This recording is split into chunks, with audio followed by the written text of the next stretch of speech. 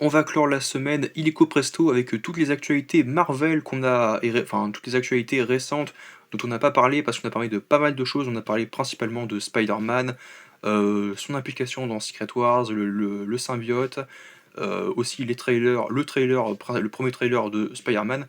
On va peut-être encore un petit peu en parler, mais surtout de Spider-Noir. Sans plus tarder, c'est parti. Je veux pas que la vidéo s'éternise, donc on va parler de beaucoup de choses. Du coup, on va commencer avec, on va parler en complément donc, de ce qu'a dit donc, Alex Perez. Donc d'abord tout ce qui est sur Alex Perez.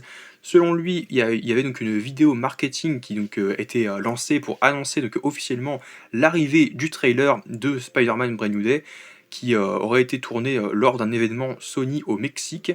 Le tournage aurait impliqué plusieurs cosplayers Spider-Man, donc plusieurs costumes différents donc, de l'homme araignée, présents pour participer à la vidéo promotionnelle. Il n'y a rien de plus à dire, si ce n'est que le trailer qui se faisait beaucoup attendre, du moins, arrive enfin et devrait enfin arriver donc, la semaine prochaine. C'est vrai que ça a mis du temps, donc voilà, mais on va enfin avoir le premier trailer et on va être hypé de fou, c'est sûr, parce que là c'est plus John Watts, c'est Destin Daniel Cretton, donc on est en feu. Pour poursuivre avec Alex Perez. Alex Perez nous parle de Kate Bishop, du coup donc des Young Avengers. Donc selon Alex Perez, les Young Avengers joueraient un rôle clé à la fin de la saga du multivers. Donc les Young Avengers, pour l'instant, ils seraient constitués de Kate Bishop de la série Hawkeye et de Kamala Khan, donc alias Miss Marvel, de Miss Marvel et de The Marvels, puisque à la fin de The Marvels, il y a Kamala qui fait un peu la Nick Fury de teenage, qui va essayer de recruter donc au début donc des teenagers, mais la première qu'elle va aller voir, c'est donc Kate Bishop, et c'est déjà une jeune femme donc, de 23 ans, voilà, c'est une jeune femme, et même pour autant, bah, elle est encore assez jeune et voilà, donc énergique. Et c'est un personnage que j'aime beaucoup. Et il y a les Young Avengers qui arrivent, donc ils vont aussi recruter la fille de Ant-Man, du coup, donc Cassie Lang, un personnage que j'avais beaucoup apprécié au début parce que je l'ai trouvé très sympa, très mimi, et bah, elle servait pas à grand chose. Mais maintenant qu'elle sert à quelque chose dans Ant-Man, Quantumania, franchement c'était vraiment horrible, je n'en peux plus de ce personnage, je suis pas trop chaud pour la revoir. Mais qu'est-ce qu'on dit sur les Young Avengers et plus particulièrement sur Kate Bishop? Les Young Avengers joueraient un rôle clé à la fin de la saga du multivers, donc très intéressant, à ne pas négliger. Parce qu'au début on se disait mais à quoi ils vont servir, est-ce qu'ils seront même là et tout, et Witches, enfin non pas les jeunes enfants, la nouvelle génération de héros, est-ce qu'on va les voir avant, après, on ne sait plus. Et Kate Bishop serait donc co-capitaine, donc la co-capitaine, et jouerait un rôle équivalent à celui de Ant-Man dans Avengers Endgame. Ant-Man qui n'avait pas vraiment beaucoup de connaissances sur donc, l'espace quantique, donc le voyage donc, dans l'espace quantique. Après, il a compris bah, qu'on pouvait donc voyager dans le passé via Tony qui a créé donc, le ruban de Mobius pour créer donc, le voyage à remonter le temps. Et Ant-Man est une de ses pierres angulaires, enfin, il a un peu participé à l'élaboration de ce plan qu'il a baptisé donc Opération Casse Temporelle. Donc il a eu un petit rôle dedans et ça fait un peu plaisir parce que Ant-Man c'est pas un super perso, mais je l'aime quand même bien. Il est quand même dans mon cœur, c'est quand même un bon personnage. Il est un peu naïf, un peu voilà, un peu pas voilà, mais il est quand même très sympathique et puis il est dans l'action. Et quand on a besoin de lui, bah il est là où il fait de son mieux. Et Kate Bishop, bah c'est pareil mais en mieux, mais en même temps. Elle n'a pas une combinaison où elle peut rapetisser, mais en même temps c'est pas grave. Ça fait pas tout un héros parce que Ant-Man donc il n'est pas extraordinaire non plus, il a pas de pouvoir. Mais il était dans la course et c'était un personnage que j'ai bien aimé, donc dans Avengers Endgame, c'était un élément crucial. Et Kate Bishop donc devrait jouer un rôle similaire dans Avengers Doomsday en ce qui concerne le multivers. Là où c'est étrange, c'est que contrairement à Ant-Man qui avait déjà un peu côtoyé un peu le côté un peu milieu espace quantique et scientifique avec la famille Hank Pym et Hope Van Dyne, et bien de son côté, Kate Bishop, elle n'a pas été confrontée au multivers, elle sait pas ce que c'est le multivers, elle sait pas ce que c'est que les incursions. Donc à voir comment les Young Avengers vont évoluer, est-ce qu'ils auront donc leur propre intrigue. Pour moi, il y aura donc les 4 Fantastiques qui ont leur propre intrigue, Doom qui aura sa propre intrigue, le Wakanda et tout, les X-Men aussi, et il y a aussi au milieu les Young Avengers, donc à ne pas négliger, à ne pas oublier, à ne pas sous-estimer, parce que Kate Bishop serait donc la capitaine et mènerait donc ses équipes de jeunes à comprendre ce qu'est le multivers et aider les grands, donc la génération qui sont juste au-dessus d'eux, pour les aider donc, à repousser donc, les incursions et éviter la casse au maximum. Et je pense que c'est surtout eux qui vont contribuer à ça, là où Doctor Doom va être en mode non, il faut absolument supprimer un univers pour que le nôtre puisse prospérer et pour qu'on puisse survivre. Là où les Young Avengers ont peut-être trouvé une solution pour essayer de repousser les incursions. Et là justement, il va y avoir une autre information très très cool qui peut être très stylée aussi. où il existerait peut-être une solution pour arrêter vraiment les incursions sans pour autant détruire un univers voisin. Mais après, encore une fois, on ne sait pas ce qu'il en est, mais en tout cas, tout ça pour dire que Kate Bishop aurait donc un des rôles principaux, donc enfin pas principal, mais dans les rôles secondaires, elle aurait donc un rôle très important. Alors ensuite, John Campea donc revient sur Benedict Cumberbatch. Il dit que le nom de code de Benedict Cumberbatch sur le tournage de Avengers Doomsday aurait été Ivan, et selon donc John Campea, l'acteur utiliserait le nom de code Ivan sur le plateau du film Doomsday. Ces pseudonymes sont souvent utilisés dans les grosses productions pour protéger l'anonymat, donc et enfin pour garder l'anonymat et protéger les informations sur les personnages et l'intrigue pendant le tournage. Après, moi, depuis le début, je savais très bien que Benedict Cumberbatch allait revenir pour jouer le personnage de Doctor Strange, donc c'était pas un mystère, c'était pas un secret. Par contre, le côté un peu Ivan aussi, on n'a pas eu vent jusqu'à aujourd'hui, donc ça servait pas à grand chose. On savait juste que le personnage été de retour, quoi qu'il en soit, parce que d'autant plus avec la scène avec Cléa, on sait qu'ils vont gérer les incursions de leur côté et que il va rejoindre Doom par la suite. Du coup, c'est pas une surprise de le retrouver, c'est même logique que Doctor Strange, qui est donc un des grands personnages aussi de cette saga, puisse revenir, et d'autant plus avec le côté multiversel qui a été introduit via le premier Doctor Strange, donc de Scott Derrickson, donc c'est pas déconnant. Et encore une fois, c'est pas logique, c'est logique que Doctor Strange revienne, on savait déjà depuis très longtemps. Selon Empire Online, donc c'est officiel, donc le Spider Noir ne sera pas le même que le Spider-Man noir dans Spider-Man Into the Spider-Verse. Donc en gros, Nicolas Cage revient pour jouer donc un Spider-Man détective donc, dans les années 30 en noir et blanc dans une série Prime Video, mais il ne va pas incarner la même version que Spider Noir du film Spider-Man Into the Spider-Verse avec Miles Morales et Peter Parker et les autres. Ça va être le même personnage, mais enfin c'est pas le même personnage, c'est la même identité, mais c'est une autre copie. Là où Andrew Garfield et Tom Holland sont deux autres versions du Spider-Man de Peter Parker qui a été incarné par Tobey Maguire au début. C'est donc trois versions complètement différentes d'un seul et même personnage qui évolue dans différentes réalités. Là c'est pareil pour le Nicolas Cage avec Spider-Noir. Le showrunner, alors qu'est-ce qu'il dit? Il explique que la série proposera une autre version du personnage dans le multivers. C'est le même personnage, mais dans un univers différent. Ok, donc c'est pas le même univers, même si on n'a pas vraiment vu. Enfin, si on l'a vu vite fait, donc son univers, donc dans le film d'animation. Mais là, c'est un nouvel univers. On ne reviendra pas là-dessus sur le même univers de Spider-Noir de Into the Spider-Verse. Complètement différent. C'est une autre version de ce personnage, même si c'est toujours la voix de Nicolas Cage. Ce n'est pas une suite de Into the Spider-Verse. Une fois que Phil Lord et Chris Miller ont introduit l'idée du multivers, on peut prendre ces personnages et en faire sa propre version. Donc c'est dans le multivers, même si pour autant dans Spider-Noir il n'y a pas de multivers, ce serait donc un film d'enquête très cool, très stylé. Et après c'est pas sur Prime Video, mais j'ai pas Prime Video, donc mais après à voir, peut-être que je me débrouillerai pour le voir à un moment donné. Quoi qu'il en soit, c'est vrai que c'est un projet qui fait envie et qui va donner une gifle à tous les projets du Sony Universe, donc Venom, Morbius, etc. Là, c'est clair. En plus, l'ambiance détective, c'est sûr, là, ça va être rafraîchissant. On va parler de Sentry un petit peu maintenant, parce que là, ça nous vient de Esquire. L'acteur Lewis Pullman a précisé que chaque personnage aura un moment clé dans Avengers Doomsday. Donc là, typiquement, Kate Bishop, elle aura un moment clé, elle va comprendre ce que c'est que les incursions et multivers, et essayer de comprendre comment les arrêter et aider les autres. Là, Sentry, on sait qu'il aura également un rôle clé, on sait qu'il va potentiellement entrer en contact direct avec Doom et voir un peu tout au fond de son cœur, enfin tout au fond de son être, qui il est vraiment via ses souvenirs, via son passé, un peu comme il l'a fait avec Yelena, j'allais dire Natasha, mais pas du tout, c'est Yelena, donc dans Thunderbolt. Et c'est sûrement ça qui va l'amener potentiellement à essayer de établir un contact avec lui, peut-être vainement pour lui dire non, tu n'es pas obligé de faire ça, je sais qu'on peut sauver de manière différente le monde, t'es pas obligé d'avoir une main aussi ferme, donc on peut trouver d'autres solutions. Et malgré tout, je pense que lui-même va trouver une autre solution, c'est ça qui est très stylé, on va en parler tout de suite après. Mais lui, à un moment clé dans Avengers Doomsday, il dit que chaque personnage, même les caméos, donc, auront des moments clés. Et pourtant, il le précise pas comme ça, il dit pas seulement les caméos. Et pourtant, les caméos, c'est pourtant les derniers auxquels on pense qu'ils vont avoir un rôle crucial. Il y a les caméos, donc, par définition, ce ne sont pas les personnages ou les acteurs qui ont un rôle ou de premier plan. C'est un rôle de second, voire même troisième, voire même cinquième plan, donc, les caméos. Ce sont des personnages qui sont parfois, et même très souvent, dernièrement, anecdotiques, qui peuvent très bien dégager, ça ne change pas le cours de l'histoire, si ce n'est pour mettre des blagues, Après, quelquefois, c'est utile. C'est utile parce qu'ils ont un développement et puis ils peuvent être présents donc, dans l'histoire. Mais s'il n'y a pas un tournant dans l'intrigue, bah, forcément, bah, ils sont pas acteurs. Ils sont juste spectateurs comme nous. Mais Lewis Pullman, il précise donc du coup que, même si c'est un peu mal formulé, que même les caméos vont avoir un petit rôle et il va y avoir plusieurs groupes qui vont se former. Ça revient aux archétypes humains qui sont à la base de notre art.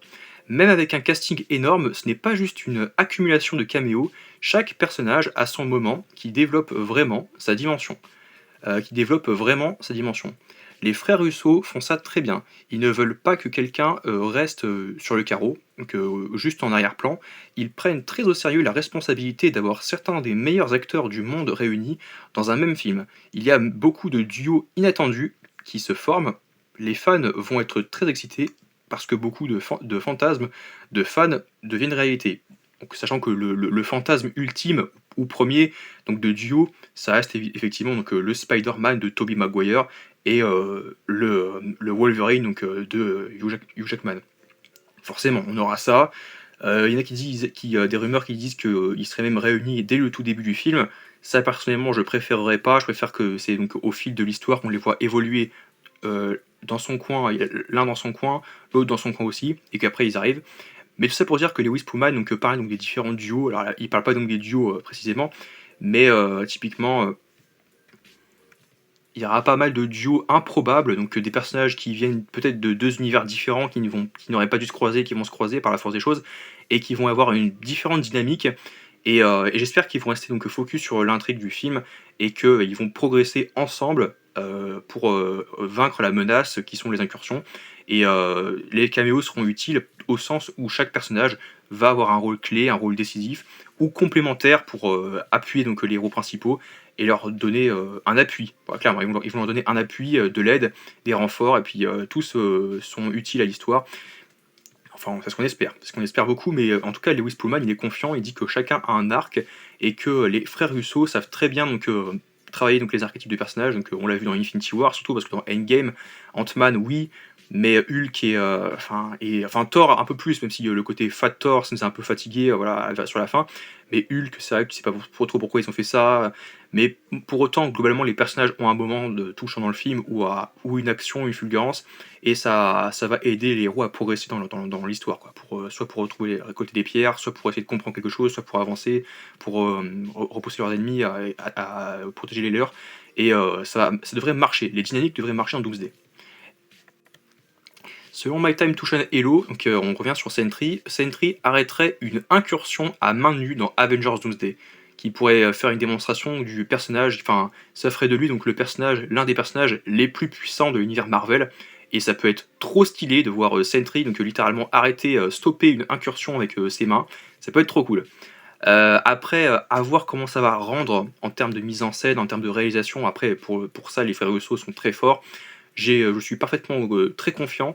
Mais s'il y a jamais, toutefois, il y a Sentry qui arrive à repousser l'incursion, est-ce que ça va donc sauver cet univers-là, enfin, en plus de l'univers dans lequel il se trouve? Est-ce qu'il va trouver une solution pour stopper ça, vraiment ou est-ce que le fait que. Moi, je vois bien, en fait, qu'est-ce qui pourrait. Ce que je vois, en fait, c'est que Sentry pourrait être un peu choqué par le Docteur Doom, et puis ça pourrait un peu galvaniser un peu sa colère, sa rage et ses pouvoirs. Du coup, le fait que le personnage soit un peu cruel, un peu qu'il ait le côté un peu cruel et un peu fou de Doom pourrait du coup galvaniser un peu galvaniser et alimenter la colère de Sentry, et puis peut-être que Void va s'en servir pour essayer donc de prendre le contrôle sur Bob, mais Bob va peut-être réussir à gagner et puis à se servir de ce pouvoir justement pour arrêter les incursions de manière plus efficace. C'est peut-être pas ça, mais en tout cas, la puissance de Sentry va être décuplée par rapport à Doom, ça c'est sûr, ça j'en suis sûr et certain, et puis peut-être que c'est ça qui va leur permettre justement d'arrêter les incursions et donc de gagner du temps au mieux, ou carrément, au pire, ou au mieux carrément donc d'arrêter complètement l'incursion et puis de passer à autre chose et de sauver un maximum de gens. J'espère que ça peut être ça, ça peut être cool, même si Doom va sûrement se dire non, on s'en fiche, il faut absolument qu'on détruise l'autre univers pour que notre univers puisse prospérer. Selon My Time to Shine Hello, donc il y a Sue Storm qui penserait que des sorcières manipulent Doctor Doom dans Avengers Doomsday. Elle penserait qu'elle le manipule et l'influence pour qu'il commette des actes terribles. Moi, je pense que si c'est vrai, ça veut dire que Sue, elle aussi, devait connaître Victor, et que même si Victor peut être parfois impulsif, émotionnellement instable, pour autant, au fond, elle veut croire qu'il a un bon fond, qu'il a bon cœur, ce qui n'est pas le cas. Il va être très cruel dans les films, même s'il va se faire passer pour un allié, bah, ils ont juste un but commun, c'est survivre, c'est juste faire en sorte que leur univers survive pour qu'ils puissent en faire ce qu'ils veulent, quoi. Ce sont ces marionnettes, hein, les héros dans le film. Les héros vont être les marionnettes de Doctor Doom, et le Doctor Doom va être le Puppet Masters, donc qui va absolument manipuler tout le monde. Et Sue, en fait, elle va se dire non, il ne manipule pas, et c'est lui qui est manipulé, hein, il faut absolument le délivrer de l'emprise. Elle croit qu'il est sous l'emprise de sorcières, d'après la rumeur. Moi, j'y crois absolument pas. Moi, je pense que Doom sait parfaitement ce qu'il fait, qu'il va aller au bout et qu'il n'est pas manipulé. Je pense qu'elle se voile la face juste parce qu'elle croit, elle connaît Victor, et qu'elle refuse de croire qu'il est aussi cruel et qu'il a absolument toute sa tête au sens où il a parfaitement conscience de ce qu'il fait. Moi, je pense qu'elle ne veut pas y croire. Elle est un peu dans le déni. Kevin Feige a été interrogé sur la possibilité d'adapter l'arc Secret Empire dans le MCU, donc Kevin Feige n'a pas fermé la porte, sa réponse reste volontairement mystérieuse, surtout après l'annonce du retour de Chris Evans dans Avengers Doomsday. Il y a toujours une chance, qui sait? Qui sait? On verra bien. Donc pour résumer, je l'ai pas lu, mais Secret Empire, ce serait donc du coup Hydra, donc, ou Crâne Rouge, qui, pareil, aurait, un peu comme dans Winter Soldier, mais de manière un peu plus radicale et significative, aurait donc pris la place du nouveau Shield pour créer un nouvel empire, le nouvel Hydra. Et il y aurait donc justement Chris Evans qui pourrait jouer Captain Hydra, comme beaucoup spéculent là-dessus depuis plus d'un an. Je crois même que des gens ont peut-être déjà parlé de Secret Empire, moi pas du tout parce que je connaissais absolument pas. Mais en vrai, si Chris Evans revient, je veux pas spécialement voir ça, je veux pas spécialement voir un Steve Rogers qui tourne mal pour devenir Captain Hydra, peut-être qu'ils vont adapter ça directement dans Avengers, parce qu'il y en a qui vont dire, mais en fait, de quoi tu parles? Peut-être que c'est dans Avengers Doomsday qu'ils vont adapter ça, parce que beaucoup parlaient de justement dans Doomsday, et pas le post-Secret Wars. Le post-Secret Wars, ça serait un peu nul et un peu redondant, d'autant plus s'ils le font, qu'ils fassent Secret Empire et que Chris Evans, donc Steve Rogers, vrille et soit sous l'emprise de Crâne Rouge. Il y a même Hank Pym, Ant-Man qui fusionne avec Ultron, tous les héros sont un peu dans la décadence et en vrai, j'y crois absolument pas. En dessin animé, ça marcherait, mais en live action, après Secret Wars, en plus, après s'ils décident d'entremêler ça avec Secret Wars, pourquoi pas, mais encore une fois, je trouve que je sais pas. Moi, je sais pas vraiment ce qu'ils vont en faire. Ça peut être très bien, comme ça peut être très naze, comme Secret Invasion. Ça peut être ça. Donc j'ai un peu peur. Même si je ne connais absolument pas Secret Empire, je sais juste que c'est globalement ça. Mais ça peut être très mauvais s'ils le font, donc j'espère qu'ils vont se raviser un petit peu quand même. Là, on va passer très vite, donc ça nous vient de Disney+, enfin le Disney+, ouais. Toby Leonard Moore, donc, qui reprendrait son rôle de James Wesley dans la saison 2 de Daredevil Born Again. Wesley, qui était le bras droit de Wilson Fisk dans la série de Daredevil originale de Netflix, il serait de retour. Donc ce retour pourrait donc être expliqué de plusieurs façons différentes. Des flashbacks, une hallucination ou manipulation de Fisk, ou une nouvelle version de l'histoire dans le MCU. Et donc une nouvelle version, je vois pas ce que ça veut dire, parce que comme c'est canon en fait au MCU, ça peut pas être un variant, donc, vu que c'est le même personnage. Et puis pourquoi mettre un variant de lui, ça sert à rien, ça serait ridicule. En plus dans Daredevil, non, ça, j'y crois absolument pas. Pour moi, c'est des flashbacks. Pour moi, c'est juste des flashbacks vite fait, et peut-être une manipulation, enfin pas une manipulation, mais des visions de Fisk, comme Matt aura des visions de Foggy qui va lui parler. Moi je pense que ça va être ça. Après le retour de Wesley, j'en ai un petit peu rien à faire personnellement. Et enfin, Paul Bettany, l'acteur de Vision, a récemment évoqué la série Vision Quest et promet un projet qui prendra de vrais risques narratifs. La série devrait suivre White Vision après les événements de WandaVision, alors qu'il tente de comprendre qui il est réellement. J'ai l'impression que Marvel est récompensé quand ils prennent de très grands risques. Parce que oui, c'est vrai que dernièrement on a l'impression que Marvel prend pas trop de risques. Après Wonder Man, ils sont allés au bout. Moi personnellement j'ai bien aimé. Et je pense que le créateur a vraiment compris au fond de lui qui est Vision. Je pense qu'on a fait une série très fun et divertissante. Ce qui ne correspond pas vraiment avec ce qu'avait dit Brad Winderbaum, qui est occupé donc des séries de Marvel, parce qu'il avait décrit la série comme une histoire humaine, certes, donc ça va être très un peu émotionnel, humain, Et il avait dit, oui, il avait parlé donc d'une série sur 3 générations, je crois, de grand-père, père et petit-fils, et d'un père qui aurait été abusé d'un grand-père, et que du coup le père essaye donc d'être un bon père malgré le fait qu'il a été abusé. Enfin, c'est très cru, c'est très hard, c'est très brutal ce que je dis, ça m'a peut-être un peu choqué. Mais en vrai, moi je veux pas voir ça, je veux pas voir ce genre de. Ça peut être très, très choquant. Nous faire comprendre qu'il y a le questionnement, est-ce qu'on peut être un bon père quand notre père a été abusif? Ça correspond pas vraiment avec ce que dit White Vision, mais encore une fois, pour moi, la série va être très riche. Moi, le mot qu'on va pouvoir dire d'ici là, c'est que un des mots-clés de Vision Quest, déjà d'avance, c'est que ce sera riche.